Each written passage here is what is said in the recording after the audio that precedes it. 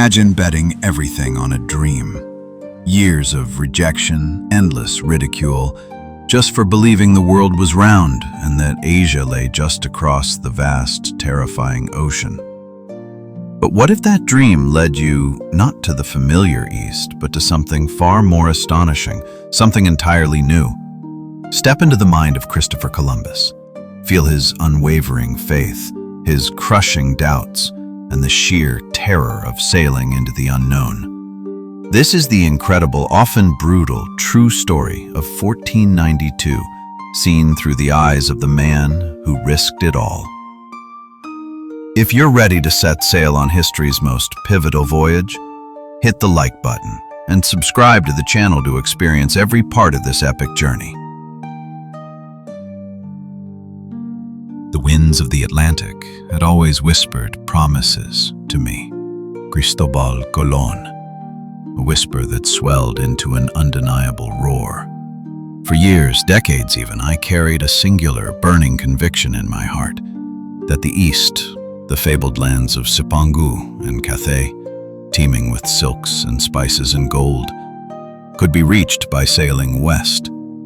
It seemed so simple, so elegantly logical on my maps, yet to the world it was madness. I was no landlocked scholar. The sea was my second home. I knew its moods, its currents, its vast, indifferent power. My early years had been spent on Genoese merchant ships, later charting the coasts of West Africa for the Portuguese. I'd seen the Earth's curve on the distant horizon, felt the pull of the unknown. And in every port, in every quiet moment, the numbers spun in my head, calculations of longitude and the circumference of the globe. My figures, as it turned out, were wildly optimistic, underestimating the true size of our planet, but it was that very error that fueled my relentless pursuit. Had I known the true distances, perhaps even my iron will might have buckled. But a dream, even a flawed one, needs patrons. And so began my arduous pilgrimage across the courts of Europe. First, Portugal, a nation of seasoned navigators, accustomed to pushing the boundaries of the known world. I presented my calculations, my unwavering belief, to King John II. Their cartographers, however, found fault with my math. Their experts, anchored in conventional wisdom, scoffed at the idea of such a short westward passage to Asia. They dismissed me, politely but firmly, preferring the known, arduous route around Africa. The sting of rejection was a bitter draught, but it only hardened my resolve. I wouldn't be deterred. The conviction was too deep, too fundamental to my very being. With my dignity bruised but my spirit unbroken, I turned to Castile, to the burgeoning, unified kingdom of Queen Isabella and King Ferdinand. For 7 long years I pleaded my case, haunted the antechambers of their palaces, presented my proposal to endless councils of skeptical scholars and wary advisors. They were preoccupied with the grueling Reconquista, the final expulsion of the Moors from Granada, and the coffers were often empty. I endured endless scrutiny, dismissal as a dreamer, even open ridicule. There were moments of utter despair, moments when the weight of perpetual rejection threatened to crush my spirit. I was a man possessed by an idea, often lonely in my unwavering belief, frequently ridiculed for my ambition. Yet I persisted. My arguments, though based on flawed science, were fueled by an almost religious fervor. I spoke of God's will, of bringing Christianity to new lands, of the immense wealth that awaited in the Indies, wealth that could fund a crusade to reclaim Jerusalem. These appeals, particularly to Isabella's piety and Ferdinand's pragmatism, slowly began to wear down their resistance. The fall of Granada in early 1492, a momentous triumph for the crown, finally freed their attention and, crucially, their resources. And then, a miracle. Against all odds, after one final desperate plea, Queen Isabella agreed to fund my expedition. The terms were grand. I would be Admiral of the Ocean Sea, Viceroy, and Governor of any lands discovered, and I would receive 1/10 of all riches acquired. It was an astonishing gamble, a leap of faith for a queen backing an obscure Genoese mariner with a radical idea. The preparations began in earnest. 3 small ships, my chosen vessels, the sturdy Santa Maria, the nimble Nina, and the swift Pinta. Recruiting a crew was another challenge. The unknown terrified most sailors, but the promise of adventure, the allure of untold riches, and perhaps a touch of desperation eventually filled the ranks. Provisions were loaded: hardtack, salted meat, wine, water, and instruments for navigation, astrolabes, quadrants, compasses. Each barrel, each rope, each sailor represented a sliver of hope, a tangible step towards proving my lifelong obsession. As the final supplies were stowed and the last goodbyes said in the port of Palos, a profound mix of emotions washed over me. Triumph, yes, after years of struggle, but also an immense, chilling sense of trepidation. We were sailing into the vast, unknown expanse of the Mare Tenebrosum, the Sea of Darkness, a place where maps ended and monsters began. What truly lay beyond the familiar horizon? What dangers awaited us? The weight of expectation, the burden of proving my audacious theory pressed heavily upon my soul. But beneath it all, the burning conviction remained. The East awaited. And I, Cristobal Colon, was the man destined to find it.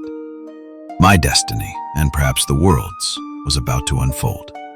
The scent of land, of olive groves and familiar soil, faded quickly as the 3 small ships, Nina, Pinta, and Santa Maria, truly embraced the vastness of the Atlantic. The initial excitement of departure from Palos soon gave way to the monotonous rhythm of the sea. Day after day, the sun rose and set over an unbroken, shimmering horizon. My logbooks, meticulously kept, recorded every knot traveled, every subtle shift in the wind. I maintained 2 sets of records. One, the true distance covered for my own precise navigation. The other, a deliberately understated figure shared with the crew to allay their growing fears of sailing too far west to ever return. The first weeks were manageable. The trade winds, known as the Volta do Mar by the Portuguese, filled our sails, pushing us steadily westward. The familiar discomforts of life at sea, the constant sway, the cramped quarters, the diet of hardtack and salted fish were endured with the typical resilience of sailors. But as days bled into weeks, and weeks into a relentless month, the mood began to sour. The men, superstitious and deeply religious, saw portents in every cloud, every strange bird. They whispered of the edge of the world, of sea monsters, and of currents that would drag them into an abyss from which no ship could escape. I walked the decks daily, my eyes constantly scanning the horizon, my hand on the compass. Each sunrise brought a renewed surge of hope, each sunset a fresh pang of disappointment. There were false alarms, of course. A low-lying cloud would be mistaken for land, sending a momentary thrill through the crew, only for it to dissipate with the morning light. Flocks of birds migrating across the vastness were interpreted as signs of nearby islands. Even floating clumps of seaweed, the Sargasso Sea, first brought renewed hope, then frustration as its vast expanse stretched endlessly. The anxiety of the crew became palpable. Their murmurs grew louder, morphing into open complaints, then into outright challenges to my authority. They questioned my judgment, my sanity. "How much further, Admiral? We will run out of provisions. Are we to die out here, lost to God and man?" Some even spoke of mutiny, of turning back, of throwing me overboard and steering for home. I understood their fear. They were sailing into the unknown, trusting a man who defied all conventional wisdom. But my belief was unshakable, a burning ember deep within. I used every tactic at my disposal: promises of riches, appeals to their faith, stern warnings of the crown's wrath, and sometimes simply my own unyielding will. I pointed to the compass, assuring them that the needle, despite slight variations, still pointed true. I showed them calculations, though doctored for their benefit.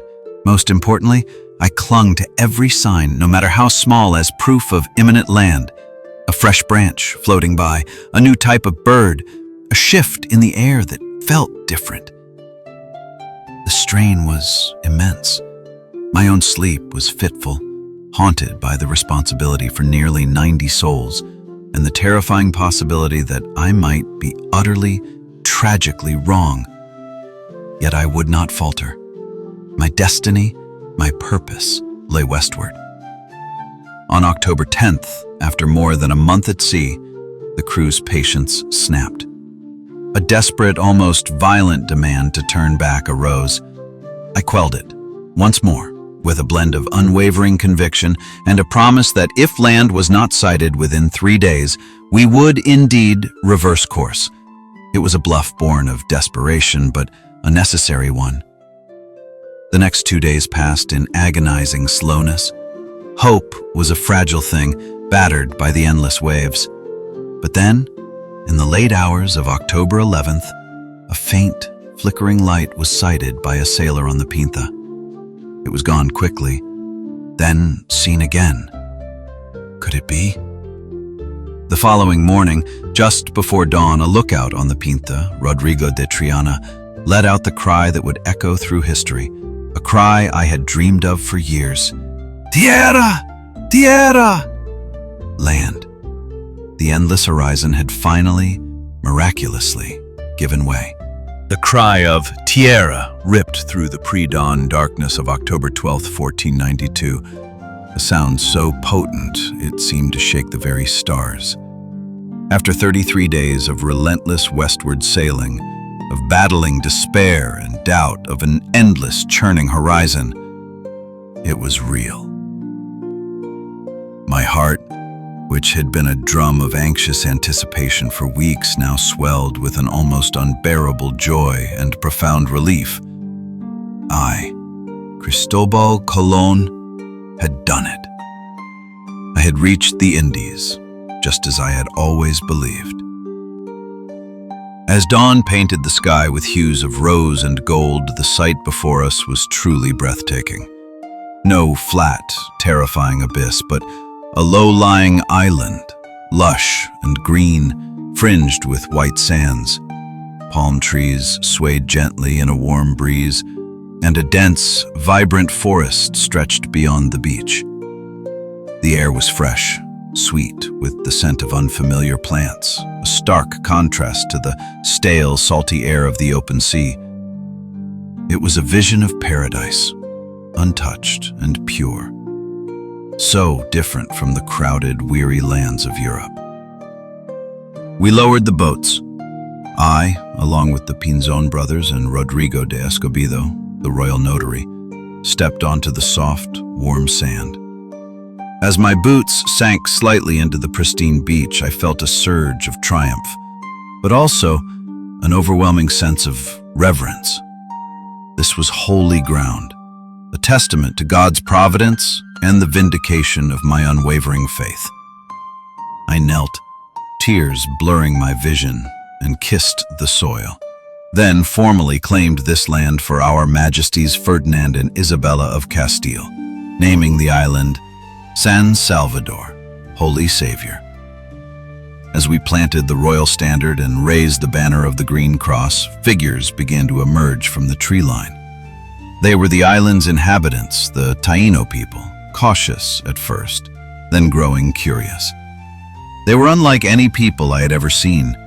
Naked, save for some paint and simple adornments, their skin a rich, coppery hue, their hair coarse and black. They looked upon our ships, our clothing, our very presence with an awe that mirrored our own. Their faces were open, their movements gentle, their curiosity palpable. I observed them keenly, noting their lack of iron, their simple wooden spears. They possessed no weapons that could match our steel, no armor that could withstand a crossbow bolt.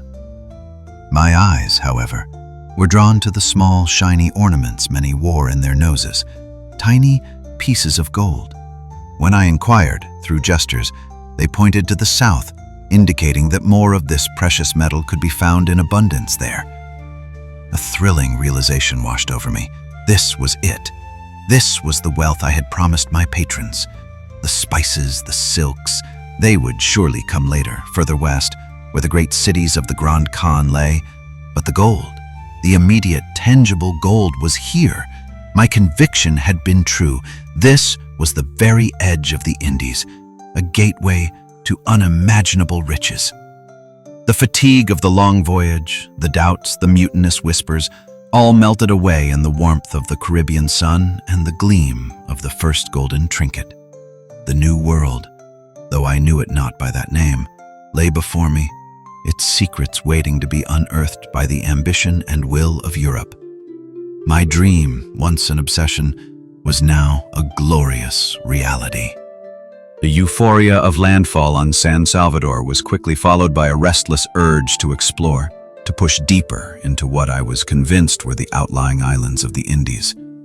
We spent days charting the shores of several small islands, my men marveling at the vivid colors of the birds and the gentle, trusting nature of the Taino people. My focus, however, remained fixed on the promise they hinted at with their gestures and their simple gold ornaments. More gold, further south. They spoke of a large island they called Colba, Cuba, and another named Bohio, where the gold was plentiful. We set sail, eager to find these richer lands. Cuba, when we reached it, proved to be an island of immense beauty, far larger than San Salvador. Its rivers were wide, its forests dense, and its bays sheltered. We explored its northern coast, searching for any sign of grand cities, any indication of the Grand Khan's presence. There was none. The people were simple, living in harmony with nature, and the gold remained elusive, found only in small scattered pieces. The nagging doubt, though still small, began to form. Where was the Asian civilization I had read so much about? It was on the island of Hispaniola, which the natives called Haiti, and which I christened La Isla Española. That fortune, both good and ill, truly intervened.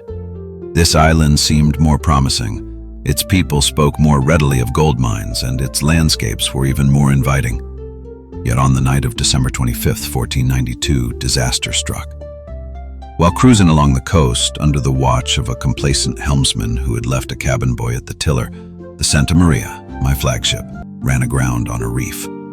The sickening crunch of timber, the sudden lurch, brought me instantly from my sleep. Despite our desperate efforts to lighten her and pull her free, the Grand Santa Maria was irrevocably damaged, her hull breached by the unforgiving coral. My heart sank with every creak of her timbers. She was more than just a ship. She was the symbol of our voyage, my floating castle. To lose her so needlessly, so close to proving my grand theory, was a bitter blow. A sharp reminder of the ocean's indifferent power. The loss, however, forced a momentous decision. With only the Niña and Pinta remaining, and not enough space to carry all my men back to Spain, I chose to leave a contingent behind. On Hispaniola, using the timbers of the wrecked Santa Maria, we constructed La Navidad, the first European settlement in the New World. 43 men volunteered or were persuaded to stay, tasked with building a presence, searching for gold, and learning the native languages. As I watched them, my thoughts were a mixture of hope for their success and deep apprehension for their fate in this wild, unknown land. With the 2 remaining caravels, I continued my diligent exploration, ever seeking the gold, ever confirming my belief that this was indeed the entrance to the Indies. The encounters with the Taino remained largely peaceful, though their innocence and generosity sometimes led to their exploitation by my men. My logbook filled with observations of the flora, fauna, and peoples, all unique and wondrous. Yet the vast, opulent cities of the East, the great markets of Cathay, remained unseen. My conviction that they lay just beyond the next horizon remained firm, but the growing awareness of the sheer scale of these islands and the unexpected kindness of their inhabitants hinted at a world far grander and more complex than any map had ever suggested.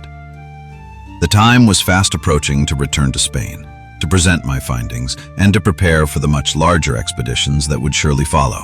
The promise of gold and the lure of this vast new frontier overshadowed any lingering doubt. With La Navidad established and 43 men left behind on Hispaniola, a heavy mix of apprehension and exhilaration settled upon me. We now had only 2 caravels, the Niña and the Pinta, to carry the weight of our discovery back to Spain. The journey home, beginning in January 1493, proved to be far more treacherous than the westward crossing. The reliable trade winds that had propelled us west now fought against our eastward course. The Atlantic, which had been so relatively calm on our outward journey, unleashed its fury. Violent storms battered our small vessels for days on end. Waves like mountains threatened to engulf us, and the winds shrieked through the rigging, tearing at our sails. There were moments when I truly believed we would be lost, swallowed by the churning abyss, and with us, the secret of the new lands. My greatest fear was not death, but that my discovery, this monumental truth, would perish with me, unknown to the world. In the midst of one particularly fierce tempest, I even penned a brief account of our voyage, sealing it in a waxed cask and casting it into the sea, a desperate gamble that our story might survive even if we did not. Miraculously, after weeks of relentless struggle, the battered ships found their way to the Azores, then to Portugal. My arrival in Lisbon on March 4, 1493, caused a sensation. King John of Portugal, who had once rejected my proposal, received me with a mix of curiosity and thinly veiled fury. I suspect he instantly grasped the magnitude of what his kingdom had lost. Despite the tense encounter, I maintained my composure, sharing just enough to confirm my success without revealing too many secrets. From Lisbon, I continued to Palos, where the journey had begun. My entry on March 15th, 1493, was nothing short of a triumphal procession. Bells rang, crowds cheered, and the streets swelled with jubilant citizens. The news had galloped ahead of me, and the town was eager to witness the return of its famous son. My heart swelled with pride and gratitude. The years of ridicule, the dismissals, the endless struggle, all were vindicated in this glorious moment. The ultimate validation, however, came with the audience with Ferdinand and Isabella in Barcelona. They received me with immense honor, listening intently as I recounted the tale of our voyage. I presented them with the marvels of the Indies, exotic plants, vibrant parrots, samples of gold, and most importantly, several Taino captives. They were living proof of the existence of a new world, a new people, a new frontier for their empire and their faith. I explained how I had reached the outer islands of Asia, convinced that the vast, rich empires of Cathay and Cipango lay just beyond what we had explored.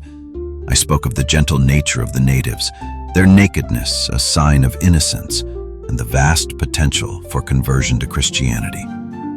And always, I spoke of the gold, hinting at reserves far greater than what we had brought back, a promise that glittered in the eyes of the monarchs. My mind was already racing, planning the next expedition, larger, better equipped, ready to truly colonize these newfound lands and firmly establish the route to the Asian mainland. I, Cristobal Colon, had changed the face of the map, expanded the known world, and opened a new chapter in human history. The enterprise of the Indies had been a resounding success.